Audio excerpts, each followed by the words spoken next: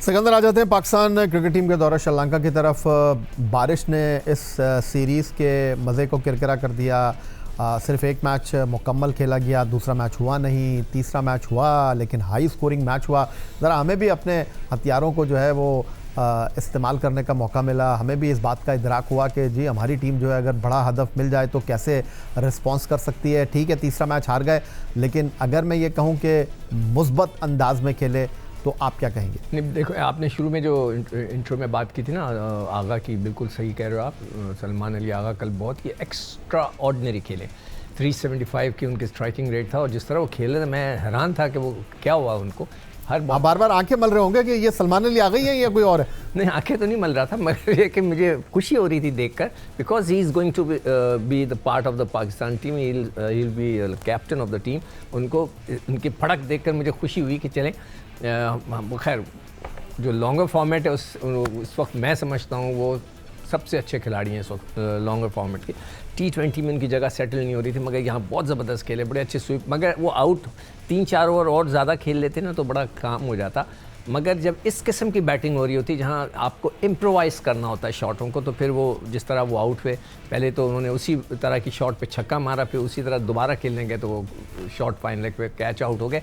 Otherwise he was playing wonderful. बड़ा खुशी हुई मुझे देखकर। आई होप कि वो इसी तरह, मगर सवाल ये पैदा होता है याया कि वो गए 1 डाउन, ठीक है, नया बॉल भी उन्होंने खेला और बहुत ज़बरदस्त तरीके से वो खेलते चले गए। क्या 1 डाउन उनकी जगह है, नंबर 4 उनकी जगह है, ये एक मौमा बन के रह गया। समझ में नहीं आ रहा, या वो 5वें में नीचे आकर खेलेंगे, कुछ समझ में नहीं आ रहा।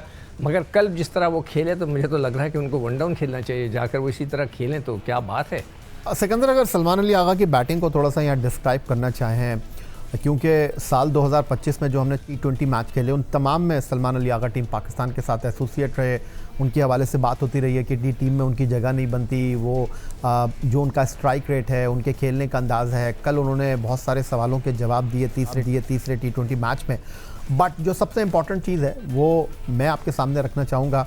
आपका स्ट्राइक रेट भले 150 हो, आप भले बड़ा नाम रखते हो, कल Saim Ayub non striker end पर उनके साथ खड़े थे, लेकिन तन्हा उन्होंने, अगर मैं ये कहूँ कि जो है वो रिस्पॉन्सिबिलिटी अपने शोल्डर्स पर ली और उन्होंने बताया कि स्ट्राइक रेट मैटर नहीं करता, मैटर ये करता है कि आप टीम के लिए खेलते किस तरह है। बिल्कुल आप सही कह रहे हो। मैंने हमेशा वो आपको रिकॉर्ड बता रहा हूँ ना कि मैं ये जो ट्राई सीरीज़ हुई थी UAE से लेकर अब तक की जो ट्राई सीरीज़ और ये 2 मैच, तो 22 मैच।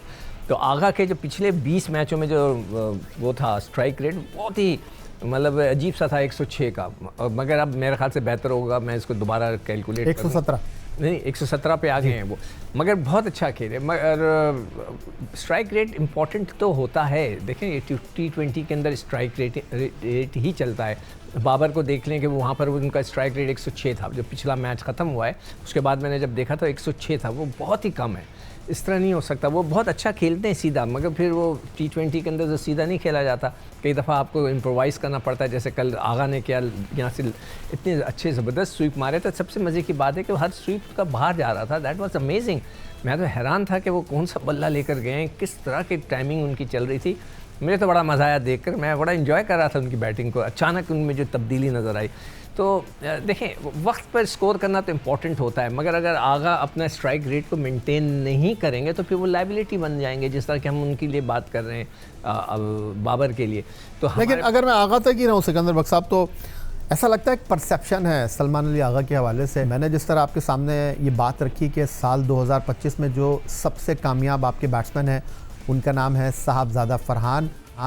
700 प्लस रन उन्होंने किए और दूसरे नंबर पर सलमान अली आगा हैं 600 प्लस रन के साथ। लेकिन जो सबसे इम्पॉर्टेंट चीज़ है, उन्होंने टीम के हवाले से अपनी बैटिंग जो नंबर है उसकी कुर्बानी दी। कभी वो 3 पर खेले, कभी वो 4 पर खेले, कभी वो 5 पर भी आए।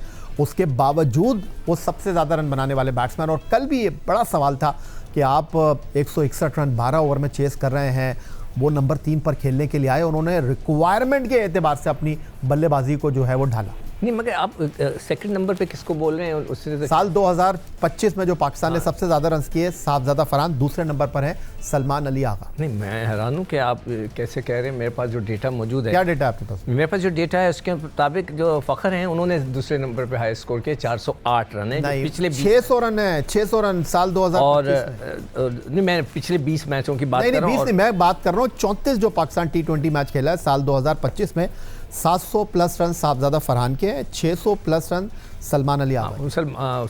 फरहान के तो होंगे 519 यहाँ रन है पिछले। आप 20 की बात कर रहे हैं, मैं पूरे 25 साल की बात। मैं जाकर दोबारा रिकॉर्ड देखूंगा। ये बहुत अच्छी बात है कि उन्होंने रन किए, मगर जो रन्स होते हैं ना मौके पे किए जाएं और उसका इम्पैक्ट हो, वो बड़ा काम आता है।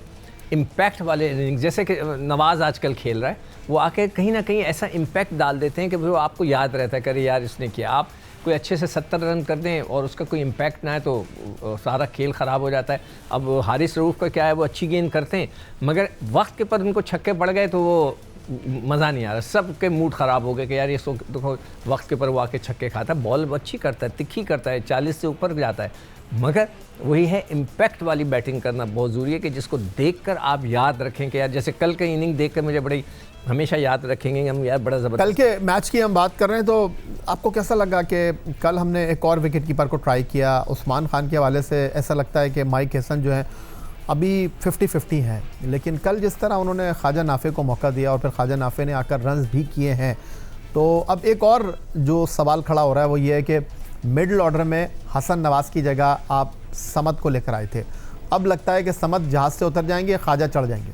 नहीं, मगर ये तो कितनी बड़ी ज़्यादती है कि मतलब कोई जवाब देगा इसका कि भाई आप 3 टूर पे इसको ले गए, समद को एक मैच नहीं दिया आपने, ये तो बड़ी ज़्यादती की बात है। वैसे अलग बात है कि ना नाफे ने फर्स्ट क्लास क्रिकेट खेली, ना समद ने खेली, ना उनका परफॉर्मेंस है फर्स्ट क्लास क्रिकेट में, ना T20 में, ना उनकी परफॉर्मेंस है। दोनों की परफॉर्मेंस भी नहीं है T20 में, फर्स्ट क्लास तो छोड़ दे, फिर भी वो पाकिस्तान टीम में है। तो मैं तो कहता हूँ ये बड़ा मौजज़ा है उन लोगों के लिए, वो जो बेचारे खेल रहे हैं उनके लिए कुछ नहीं हुआ। देखें, विकेट कीपर का मसला ये है कि कल राशिद ने बताया था, तो फिर मैंने नाम भी लिख लिए। राशिद ने प्रोग्राम में बताया कि 6 विकेट कीपर हम ट्राई कर चुके हैं, जिसमें रिजवान, आज़म, मोहम्मद हारिस, नाफे, उस्मान खान और फरहान, ये 6 लड़के हमने 1 साल में ट्राई कर लिया। और अभी भी वर्ल्ड कप से 2 हफ्ते पहले हमें नहीं पता कि कौन कीपिंग करेगा। That is very sad.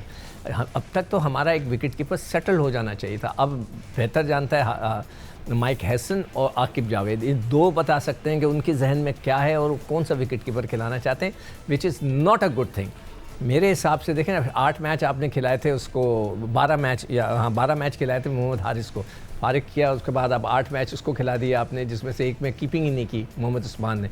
अब राफे आ गए, ये इतनी मज़ेदार चीज़ नहीं है। आप समझते हैं कि अच्छी चीज़ है कि हमें पता ही नहीं कि कौन है।